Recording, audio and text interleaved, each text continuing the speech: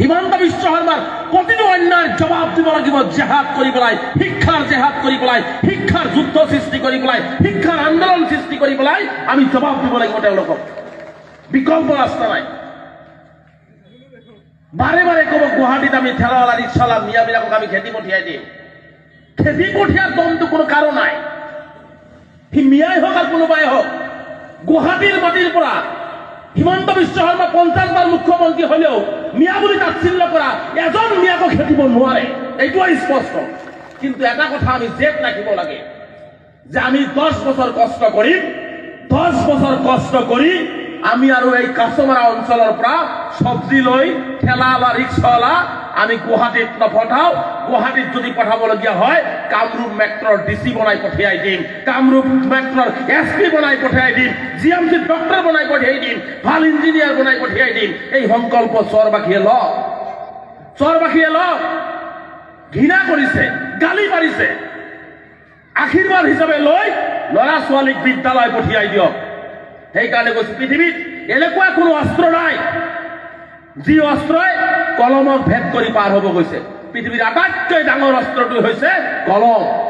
সেইকাৰণে কৈছো আপোনালোকে ল'ৰা ছোৱালীৰ পিঠিত স্কুলৰ বেগ আৰু হাতত কাগজ কলম তুলি দি জেহাদ ঘোষণা কৰক। যেতিয়ালৈকে নিজৰ ল'ৰাটো doctor, engineer, IAS, IPS officer সৰ্বভাৰতীয় বিভিন্ন পৰীক্ষাত উত্তীৰ্ণ নহ'ব তেতিয়ালৈকে আমাৰ জেহাদ অব্যাহত থাকিব, মানৱ সম্পদ গঢ়াত জেহাদ অব্যাহত থাকিব। এই সংকল্প ল'ব লাগিব, এই সংকল্প আমি ল'ব লাগিব। আমি ডক্টৰ, ইঞ্জিনিয়াৰ বহুত বনালো, এতিয়া আমি আৰু কি চিন্তা কৰিবলগীয়া হৈছে। আমাৰ ল'ৰা ছোৱালীক আমি গৌৰৱ কৰোঁ। মোৰ ল'ৰাটো মই কেৰেলা পঠাই দিছো, এইবাৰ পইচা পঠালে মই 3 পাত কিনিম। সেই 3 পাতেৰে আপোনাৰ ঘৰখন পোহৰ নকৰে, বৰষুণ ৰদ কৰিব নোৱাৰে। আপুনি গৌৰৱ কৰক যে মোৰ ল'ৰাটোৱে এবাৰ গুৱাহাটী ইউনিভাৰ্চিটি পঢ়িছে, অহাবাৰ মই দেলহিলৈকে পঠিয়াই দিম কোচিং কৰিবৰ কাৰণে, এইটো গৌৰৱ কৰক। সেই লেবাৰ কেৰেলাত পঠিয়াই দিছো, এই গৌৰৱ আমি কৰিব নালাগে। গুৱাহাটীত ৰিক্সা চলাব পঠিয়াই দিছো, পইচা পঠাই দিব কেইটা, ঘৰ দিম। এই সংকল্প নল'ব। এটা সংকল্প লওক যে ল'ৰা মই গুৱাহাটী ইউনিভাৰ্চিটি পঢ়াইছো, গুৱাহাটীৰ ইঞ্জিনিয়াৰিং কলেজত পঢ়াইছো, গুৱাহাটী মেডিকেল কলেজত পঠিয়াইছো।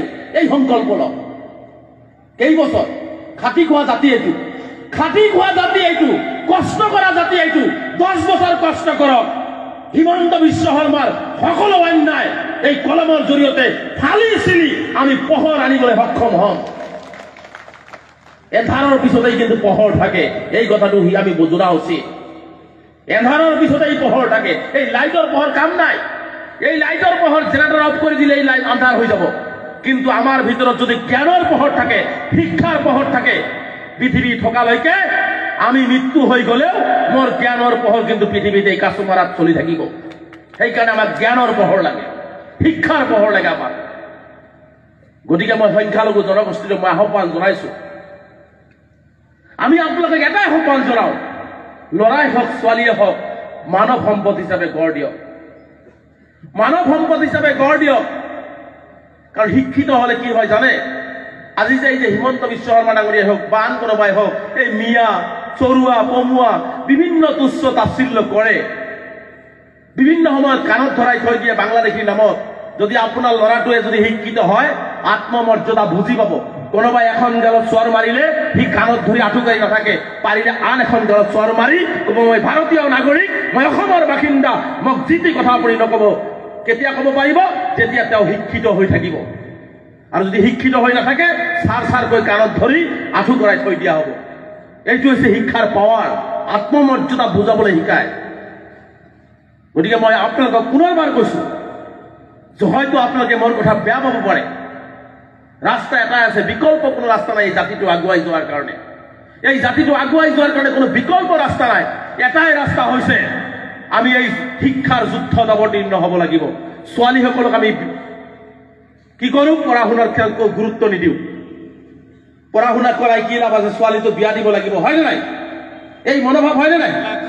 এজন মা শিক্ষিত হলে এটা পৰিয়াল শিক্ষিত হয়, এজন মা শিক্ষিত হলে এটা পৰিয়াল শিক্ষিত হয়। আপোনাৰ ছোৱালীক যেতিয়া উপযুক্ত শিক্ষাৰে শিক্ষিত কৰি বিয়া দিব, আপোনাৰ ছোৱালীয়ে আপোনাকো ভালদৰে চাব পাৰিব, আপোনাৰ বিয়াই ঘৰটোও ভালদৰে চাব পাৰিব, আহিব লগা সতি সন্ততি বিলাকো ভালকে পঢ়া শুনা কৰি মানুহ।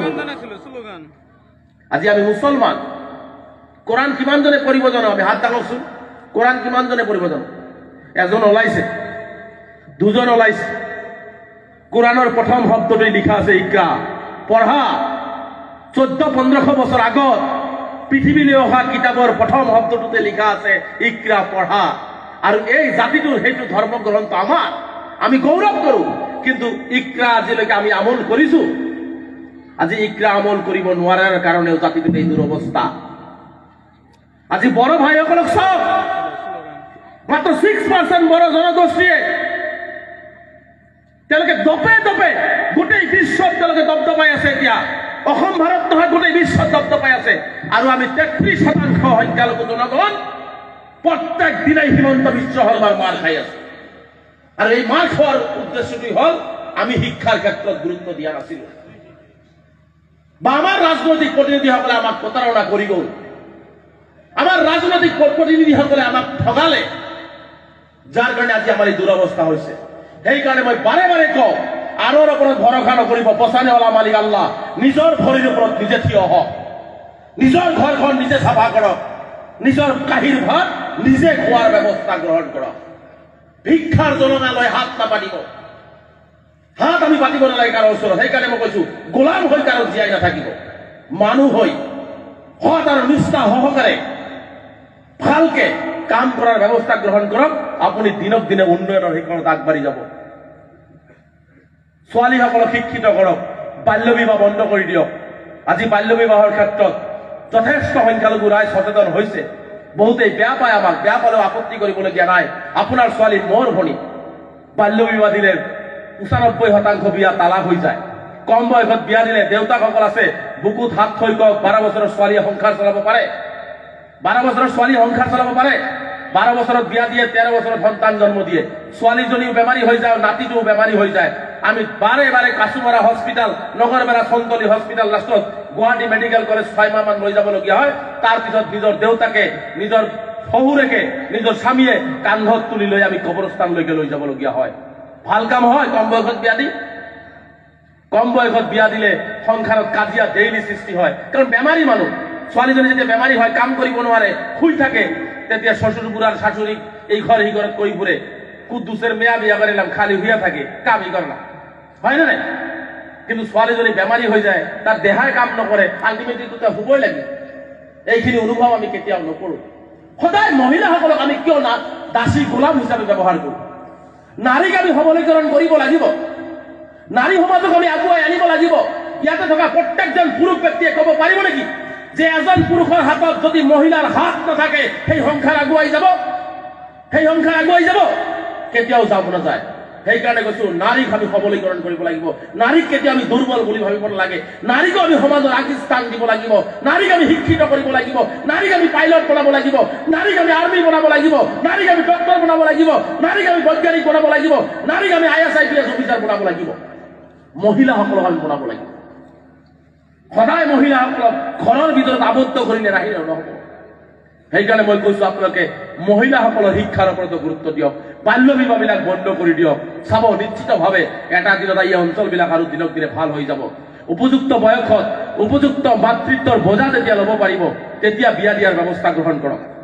উপযুক্ত বয়সত বিয়া দিব, উপযুক্ত সন্তান জন্ম, উপযুক্ত সময়ত সন্তান জন্ম দিব, সন্তানো ভাল থাকিব, মাকো ভাল থাকিব, সংসাৰো ভাল থাকিব, ব্ৰেইনো ভাল থাকিব, পৰিয়ালটো সুন্দৰভাৱে চলি যাব।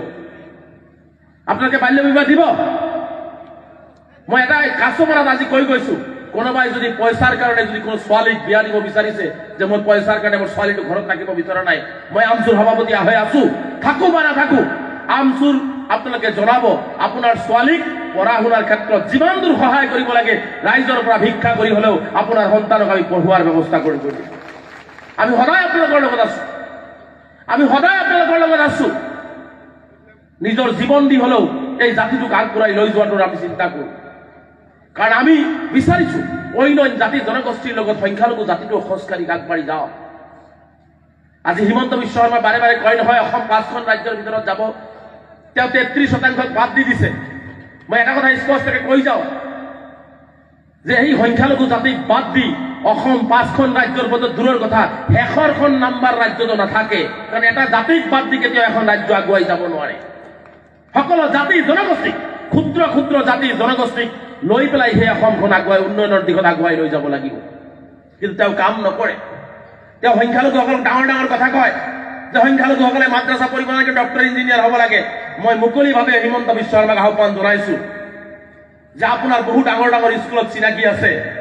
যদি আপুনি সংখ্যালঘু জাতিটোৰ ছাত্ৰ ছাত্ৰীৰ ইমানেই চিন্তা কৰে, মাদ্ৰাছাৰ ছাত্ৰৰ ইমানেই চিন্তা কৰে, ধলপুৰ, হজাই, নগাঁও, বৰপেটা, লখিমপুৰত প্ৰায় ৩,৫০০ ছাত্ৰ ছাত্ৰীক আপুনি ৩.৫ বছৰৰ পৰা স্কুলৰ পৰা বঞ্চিত কৰিছে। তাৰ পৰা ২০টা ল'ৰা আনি গুৱাহাটীত পঢ়াই ডক্টৰ ইঞ্জিনিয়াৰ বনাই মানুহক উপদেশ দিবৰ কাৰণে আহ্বান জনাইছো অসমৰ মুখ্যমন্ত্ৰীক। আপুনি আকৌ দেখুৱাই দিয়ক। আপুনি সেই অন্যায়ভাৱে উচ্ছেদ কৰা পৰিয়ালৰ ছাত্ৰ ছাত্ৰীসকলক শিক্ষাৰ ব্যৱস্থা কৰি দিয়ক। তাৰপিছত আপুনি আমাক ডক্টৰ ইঞ্জিনিয়াৰ বনাবলৈ কওক। আপোনাৰ উপদেশ আমাক নালাগে। আমি বুজি পাওঁ যে আপুনি অসমত ক'ব এটা আৰু দিল্লীত যাই ক'ব এটা। গতিকে আপোনাৰ ক্ষমতা লাগে। ক্ষমতাৰ শকত বলিয়ান হৈ আপুনি কেৱল মাত্ৰ এই ধৰ্মীয় সংখ্যালঘুসকলক টাৰ্গেট কৰিব, আৰু সেইটো আমি মানি ল'ম। আমি কেতিয়াও মানি ল'ব নোৱাৰো। কেতিয়াবা আজি চাওক, বাৰে বাৰে বাংলাদেশী নামত ডি ভোটাৰ সজাই সজাই ডিটেনশ্যন কেম্পত প্ৰেৰণ কৰা হৈছে। মই আজি চৰ অঞ্চলৰ ৰাইজক কৈ গৈছো, আমি বহুত গণতান্ত্ৰিক আন্দোলন কৰিলো, আগলৈ হয়তো গণতান্ত্ৰিক আন্দোলন কৰি যাব লাগিব। কিন্তু এইটো কথাও মই মুখ্যমন্ত্ৰী হিমন্ত বিশ্ব শৰ্মা ডাঙৰীয়াক কৈ গৈছো, আপুনি এফটি মেম্বাৰ লগাই, বৰ্ডাৰ পুলিচ লগাই আপুনি যি ধৰণে ভাৰতীয় নাগৰিক অন্যায় অত্যাচাৰ কৰি আছে, ইয়াৰ পৰিণাম কিন্তু চৰকাৰে ভুগিব লাগিব। আমি কোৱা নাই কোনো বাংলাদেশীক অসমত জাগা দিব লাগে, আমি কোৱা নাই অসমত কোনো বাংলাদেশী থাকিব লাগে। আমি কৈছো 1971 চনৰ 25 মাৰ্চৰ পিছত অহা যিমান মুছলমান আছে আপুনি ধৰি বান্ধি দেখুৱাই দিয়ক। আপুনি খেদিব নালাগে, আমচুৱে খেদি দিব অসমৰ পৰা। ক'ত যাব লাগে, ক'ত পঠাই দিবলৈ দিব, ট্ৰাক ভৰ্তি কৰি পঠাই দিব। যদি আছে দেখুৱাই দিয়ক, দম নাই। কিন্তু এইটো কথাও স্পষ্টকৈ কৈ গৈছো, 71ৰ আগৰ কোনো ভাৰতীয় নাগৰিকৰ গাত হাত দিলে কিন্তু এইবাৰ পৰিণাম ভয়াবহ। 71ৰ আগৰ কোনো ভাৰতীয় মুছলমান সংখ্যালঘুসকলৰ গাত হাত দিলে পৰিণাম ইয়াৰ ভয়াবহভাৱে চৰকাৰে ভুগিব লাগিব। গতিকে আমি পাৰ হৈ আহি আহি ৱাল পাই গৈছো। মুখ্যমন্ত্ৰী জনা উচিত, আপুনি অত্যাচাৰ কৰি কৰি আমাক ৱাললৈকে লৈ আহিছে, আমাৰ পিছফালে যাবলৈ আৰু ঠাই নাই। আৰু সন্মুখত যিদিনাখন যোৱা আৰম্ভ কৰিম, সেইদিনাখন কিন্তু হিমন্ত বিশ্ব শৰ্মাই আমচুৰ আন্দোলন ৰোধ কৰিব নোৱাৰে, তেওঁৰ মেচিনাৰীও আমচুৰ আন্দোলন ৰোধ কৰিব নোৱাৰে। হাজাৰ হাজাৰ সংখ্যালঘু ৰাইজ কিন্তু ৰাজপথত ওলাই আহিব। গতিকে বহুত অন্যায় অসমত হৈ আছে। এই কথাবিলাক আমি হয়তো বুজি পোৱা নাই। আমাৰ কান্দিবলৈ, আমাৰ ক'বলৈ মানুহ নাই। আমাৰ একমাত্ৰ সদৌ সংখ্যালঘু ছাত্ৰ ইউনিয়ন আছে, যি সদায় আমচুৰ হৈ আপোনালোকৰ হৈ সদায় মাত মাতি আহিছে, মাত মাতি যাব। গতিকে মই কাছুমাৰাবাসী ৰাইজক আহ্বান জনাম, এটা সিদ্ধান্ত এইবাৰ লওক। কংগ্ৰেছ, ইউডিএফ, এজিপি, বিজেপি যিয়ে কৰে, ৰাইজে এই ফিল্ডত বহক। বহি পেলাই প্ৰতিটো দলক আল্টিমেটাম দি লিখিত দিয়ক যে কাছমাৰা অঞ্চলৰ ৰাস্তাৰ যদি উন্নয়ন নহয়, কাছমাৰা বজাৰ যদি ৰক্ষণাবেক্ষণ কৰা নহয়, কোন ৰাজনৈতিক দলকে কাছমাৰাত সোমাবলৈ দিয়া নহব। এই সিদ্ধান্ত গ্ৰহণ কৰি দেখুৱাব। বুকুত সাহস লৈ সিদ্ধান্ত ল'ব লাগিব। হয়তো মোৰ ৰাজনীতি শেষ হ'ব পাৰে, হয়তো মই কিবা পইচা নাপাব পাৰো, আয়ে ঘৰ নাপাব পাৰো। সেইকাৰণে কৈছো, বুকুত সাহস লৈ, পাত্তা লৈ পেলাই এবাৰ কিবা সিদ্ধান্ত লৈ কেৱল গুৱাহাটীত প্ৰতিটো ৰাজনৈতিক দলক লিখিত দি পঠিয়াই দিয়ক। যদি ৰাজনৈতিক দলে আপোনালোকৰ ভৰিত ধৰি ক্ষমা খুজি এই সমস্যাৰ সমাধান নকৰে, মই ৰেজাল্ট কৰি চৰকাৰে আপোনাক কথা দিছো, যিমান পাৰো আমি আন্দোলন কৰি সেই সমস্যাৰ সমাধান কৰিম। স্পষ্ট কথা। সেইকাৰণে কৈছো, গোলামীৰ পৰা আমি মুক্ত হ'ব লাগিব। ভোট এতিয়া গুচি গৈছে, ভোট এতিয়া নাই, কিন্তু এই গৰাখহনি আমি ৰোধ কৰিব লাগিব। এই ৰাস্তাৰে ল'ৰা ছোৱালী যায়, এম্বুলেন্স যায়, ছাত্ৰ ছাত্ৰী যায়, ৰাস্তা আমাক লাগিব। ঘৰত বহি থাকিলে ৰাস্তা নাহে, এই গৰাখহনীয়া ৰোধ নহয়। গতিকে আমি কেতিয়াবা অলপ কঠোৰ হ'ব লাগিব।